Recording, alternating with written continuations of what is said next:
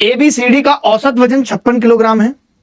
ABCD का औसत वजन 56 किलोग्राम है।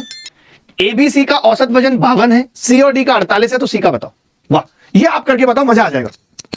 दुर्गा जी इसमें क्या है, एबीसी है और सी और डी है और सी का वजन पूछा, सी डबल है। यानी मैं ये कह रहा हूं, अगर हम एबीसी के सम से और सीडी के सम से एबीसी घटा देते हैं, एबीसी डी घटा देते हैं,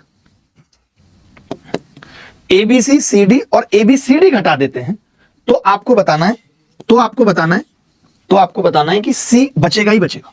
बचेगा सी, आपने कहा जी बचेगा। अब एबीसी कितना है, 3 दूनी 6, सीडी कितना, 2 8 16, 6, एबीसीडी 4 6 24, 4, तो 6 में से 4 गए 2 8, सी वाला। मैंने दुर्गा जी इसीलिए आपको कहा था बच्चों को भी कि बिना कॉपी पेन के आना, बिना कॉपी पेन के एवरेज के 50 सवाल करा के चला जाऊंगा, हवा नहीं लगेगी। हलवा समझा था क्या?